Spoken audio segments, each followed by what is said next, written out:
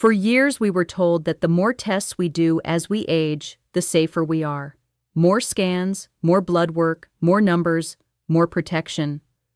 But after 70, wisdom often means the opposite. Fewer, better chosen tests that genuinely change decisions and protect your quality of life. I'm Dr. Susan Parker, your guide for clear, calm longevity. Today, I want to help you rethink 7 medical tests that many people keep doing out of habit or fear, even when the evidence suggests they deserve a conversation. Not to avoid care, but to choose care that matters, care that helps you stay independent, confident, and present for what you love. Let's begin with a truth that lowers anxiety immediately. Good medicine is not about chasing everything that could be wrong. It's about focusing on what will make a difference for you. After 70, the best tests are the ones that either prevent a serious problem you are likely to face or meaningfully change what you and your clinician would do next. Everything else risks turning into false alarms, procedures you never needed, and weeks of worry that drain your energy. The goal is not to be under-tested. The goal is to be wisely tested. The first test to question after 70 is the whole-body scan sold as a peace-of-mind checkup when you have no symptoms. It may sound reassuring to run your entire body through a CT, PT, or MRI just in case, but this approach easily finds tiny incidental findings that would never have harmed you. Incidental findings trigger more tests, biopsies, and sometimes surgeries, each carrying its own risks and stress. Radiation from certain scans is not trivial. Contrast dyes can strain the kidneys, and a false alarm can take months to resolve.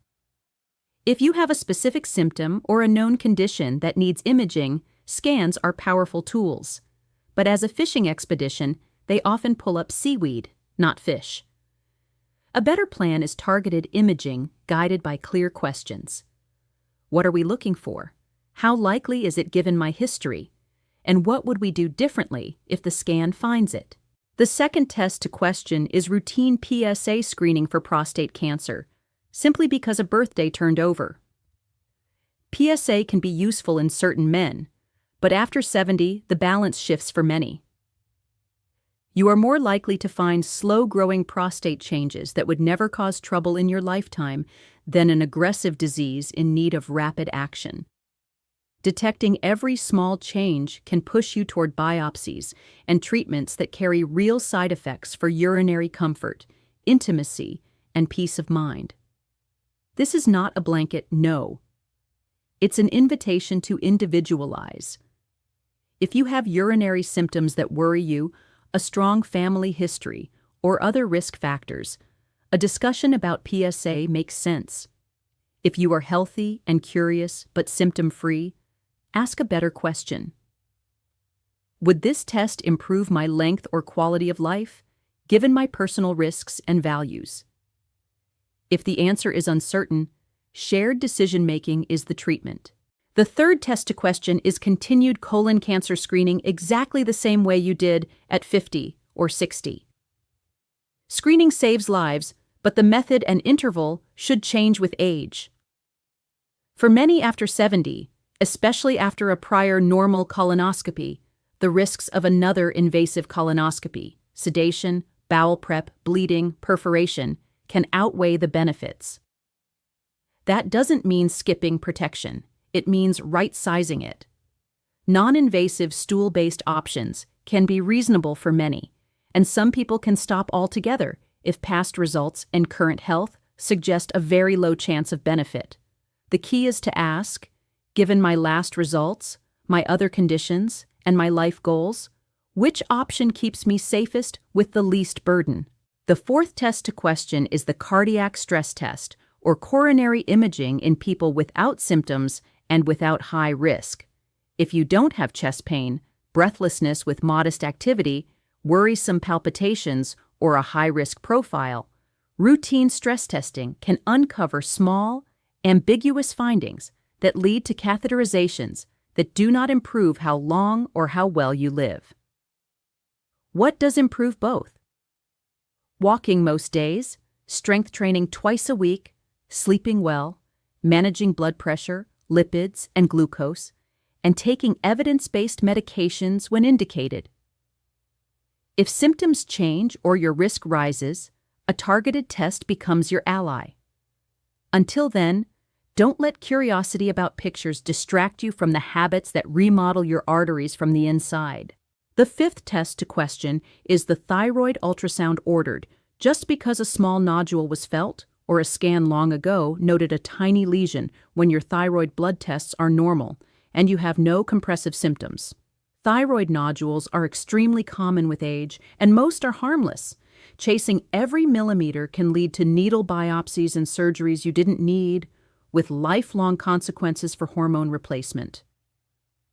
When thyroid function is normal and there are no red flags, watchful waiting with periodic clinical checks is often the wisest move. Ask your clinician which features would actually change management and which do not matter. The sixth test to question is early imaging for low back pain without red flags. New back pain is common, and most episodes improve with time, movement, and simple measures. Ordering an immediate MRI often shows age-related changes that are not the source of pain: bulges, wear, small tears, that also appear in people without pain. Seeing them can push you toward procedures that don't fix the real issue and keep you from moving, which is what helps most. If there are warning signs, fever, trauma, cancer history, weight loss, neurologic deficits, loss of bowel or bladder control, imaging is appropriate. Without those, the best first treatment is a plan that restores movement and confidence, not a picture that increases fear. The seventh test to question is the grab bag cancer marker blood panel, or very broad, repeated blood work just to be safe when you feel well. Markers like CEA, CA125, and CA19-9 are designed to monitor known cancers, not to find them in healthy people. In low-risk settings, they generate false positives that trigger scans and biopsies without improving outcomes. Similarly, repeating long lists of labs every few months without a reason can waste time and attention. Smart blood testing is focused and purposeful. It checks what guides action: metabolic health, anemia if suspected, kidney and liver function if you take certain medications, and it's done at intervals that make sense for you. If you've recognized yourself in any of these patterns, I want you to have a practical way to act without worry. Here's a simple 3-question script to bring into any appointment, and it works beautifully after 70. First, what decision would this test change? If the answer is none, pause. Second, what are the likely benefits and harms for someone like me? Ask for numbers or at least a clear sense of odds. Third, what are my alternatives? Could we watch and revisit, choose a less invasive option, or act only if a symptom appears or changes? When you ask those 3 questions, you move from passive patient to active partner. That shift is power. Let me ground this in everyday stories. Helen is 76, energetic, loves gardening, and had a normal colonoscopy at 65. Her friend told her to book another now or you're reckless. She asked instead, given my last results, is a non-invasive stool test enough? It was. She avoided a burdensome prep and a procedure she didn't need, while staying protected. Tom is 72, walks daily, no chest pain, but a boutique clinic pitched him a comprehensive heart check, including a stress test and CT. He asked, what decisions would these tests change if I have no symptoms and I'm already managing my blood pressure and cholesterol? The answer was probably none. He chose to keep walking, lift light weights, and follow his plan. Marie is 80, has a tiny thyroid nodule discovered years ago, normal hormone levels, and no swallowing or breathing issues. She was offered another ultrasound and biopsy out of habit. She asked if it would change management given her stability. It would not. She chose watchful waiting and went back to her book club. I want you to hear this clearly. Questioning a test is not refusing care. It is choosing care. You can be thorough without being invasive.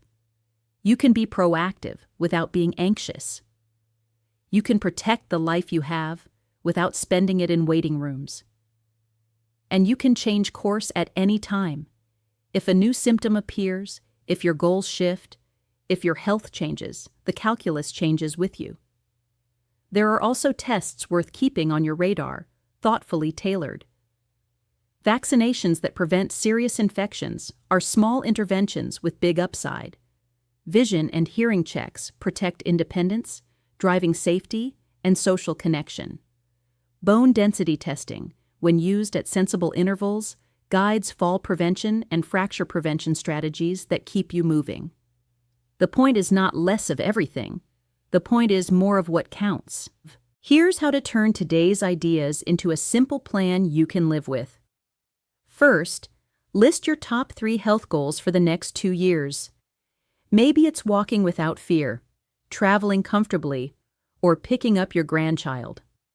Second, bring those goals to your next appointment and ask which tests directly move you toward them. Third, use the 3-question script before every test order. Fourth, keep a 1-page health snapshot, your diagnoses, medications, allergies, last key results, and what you're monitoring and why. Clarity reduces duplicate testing and improves decisions. Fifth, schedule movement like medicine, most days at a pace that warms you, because movement is the test you pass by doing it. If everything we've covered could be distilled into one sentence, it would be this: after 70, the smartest test is the one that changes what you do next. That's the filter that keeps you safe and free. You are not a list of numbers. You are a whole person with priorities that matter. Ask better questions, choose better tests, and give your time back to the moments that make your life yours. If this perspective helped you breathe easier, share it with someone who is drowning in appointments and could use a calmer map. Tell me, which of these 7 tests have you been offered lately, and which question will you bring to your next visit? If you want more clear, practical guidance for healthy longevity, subscribe and let me know what topic you want next.